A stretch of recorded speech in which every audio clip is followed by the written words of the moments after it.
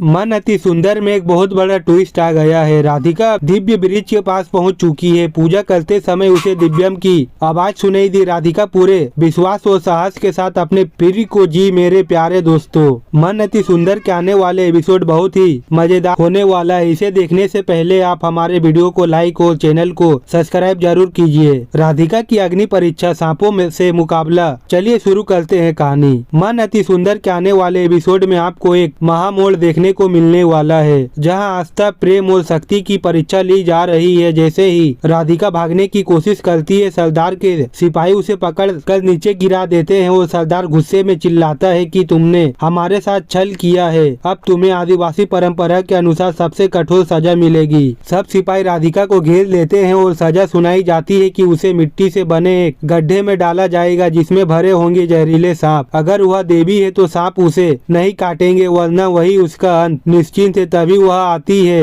राधिका की बेटी लड्डू, जो भगवान गणेश की मूर्ति लेकर दौड़ती हुई आती है और कहती है, माँ इसे साथ ले जाओ, यह भगवान हमेशा तुम्हारे साथ रहेंगे। राधिका भावुक होकर लड्डू को गले लगाती है और कहती है, बेटा चाहे कुछ भी हो तो कभी डरना मत, मैं आऊँ या ना आऊँ, तू हमेशा हिम्मत से रहना। सरदार उसे मूर्ति ले जाने की अनुमति देता है और राधिका शांत मन और आस्था के साथ उस सांपों से भरे गड्ढे में उतर जाती है। ऊपर से ढक्कन बंद कर दिया जाता है और पूरा वर्तमान एकदम शांत हो जाता है। अंदर राधिका आंखें मूंद कर ओम नमः शिवाय का जाप करती है। चारों फड़फड़ाते सांप रेंगते हैं, लेकिन कोई भी उसे छूता तक नहीं। कुछ समय बाद जब आदिवासी लोग ढक्कन खोलते हैं तो वह नजारा देखकर दंग रह जाते हैं। राधिका पूरी तरह सुरक्षित बैठी होती है, ना एक खरोच था ना कोई डंक, कुछ भी नहीं हुआ। पूरे गांव में सनसनी फैल जाती है। देवी का दर्जा और नई चुनौती। सरदार अपनी आंखों से देख नहीं पाता कि यह कैसे हुआ। वह आगे आता है, अपनी पगड़ी उतारकर राधिका के चरणों में रख देता है और कहता है, तुम देवी हो, हमने तुम्हें पहचानने में गलती की। राधिका विनम्रता से कहती है, मैं सिर्फ एक माँ हूँ जो अपनी बेटी और अपने प्रिय के लिए लड़ रही हूँ। यह चमत्कार भगवान जी की कृपा है और मेरी आस्था का फल है। गाँव के लोग उसे देवी मानकर नाचने लगते हैं, जयकारा लगाने लगते हैं। फिर राधिका कहती है, मुझे दिव्य वृक्ष के पास ले चलो, वहाँ मुझे किसी की चीख सुनाई दे रही है। वह दिव्य ब्रिज के करीब पहुंचती है और अंदर से दिव्यम की चीख सुनाई देती है, राधिका बचाओ। लेकिन इससे पहले कि वह अंदर जाए, सरदार एक और परीक्षा रखता है।